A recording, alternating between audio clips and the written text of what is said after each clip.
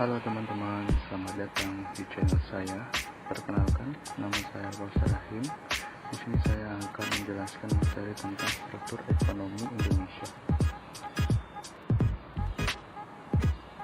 Poin pertama yang saya akan bawa yaitu adalah poin pertama di sini saya akan membahas struktur ekonomi Indonesia. Apa itu struktur ekonomi? Yaitu komposisi peranan masing-masing sektor dalam perekonomian, baik menurut lapangan usaha maupun pembagian sektoral ke dalam sektor primer, sekunder, dan tersier. Ada kecenderungan bahwa semakin tinggi laju pertumbuhan ekonomi yang membuat semakin tinggi pendapatan masyarakat per kapita, semakin cepat perubahan struktur ekonomi dengan asumsi faktor-faktor penentu lain mendukung proses seperti manusia, bahan baku, dan teknologi persediaan. Ada beberapa faktor yang menentukan terjadinya perubahan struktur ekonomi di Indonesia. Yang pertama, produktivitas tenaga kerja. Adanya modernisasi dalam proses peningkatan nilai tambah dari bahan baku, barang setengah jadi, dan barang jadi. 3. Kreativitas dan penerapan teknologi yang disertai kemampuan untuk memperluas pasar produk dan jasa. 4. Kebijakan pemerintah. 5. Ketersediaan infrastruktur. 6. Semangat masyarakat untuk berwirausaha dan melakukan investasi secara terus-menerus. 7. Adanya pusat-pusat pertumbuhan baru yang muncul dalam wilayah daerah. 8. Terbukanya perdagangan luar negeri melalui ekspor dan impor. Oke, kita lanjut ke poin kedua, yaitu struktur ekonomi dapat ditinjau. Kita lihat video berikut ini ya.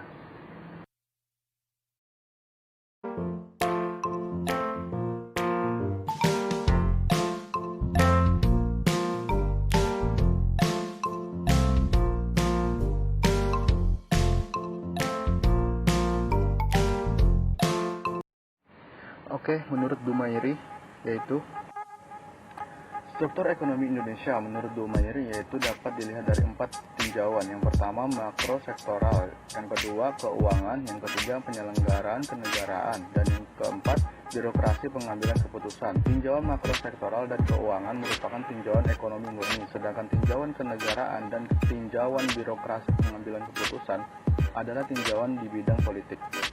Berikut adalah penjelasannya. Di sini saya akan menjelaskan bahwa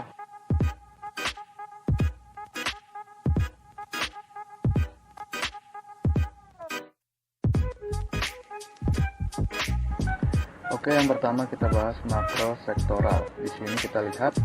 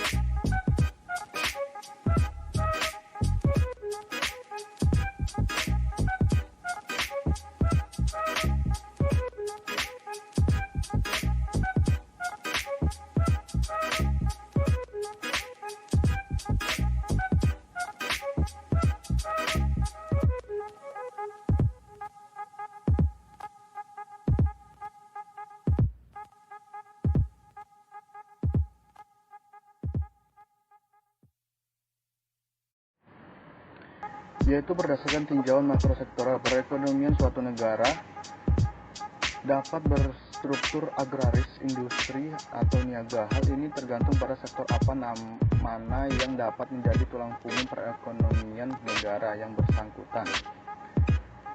Oke, kita lanjut yang kedua, yaitu sektor keuangan. Kita lihat dari gambar sendiri, warnanya biru ya. Di sini saya menjelaskan bahwa ditinjau keuangan pergeseran ekonomi secara makrosektoral adalah senada dengan pergeserannya. Ditinjau dari sudut pandang setelah bergeser dari struktur pedesaan menjadi struktur perkotaan.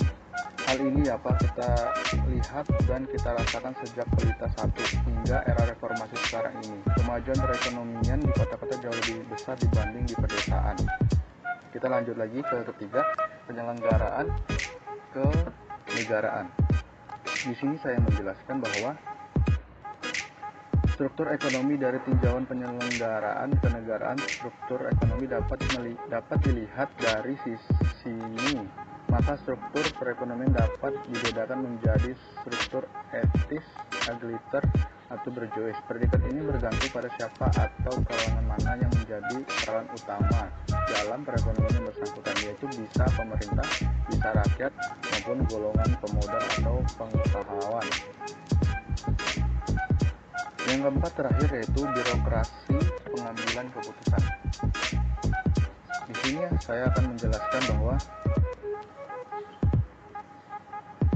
struktur ekonomi dari tinjauan birokrasi pengambilan keputusan dapat dilihat berdasarkan sudut pandang, yaitu menjadi dua. Pertama, sentralisasi dan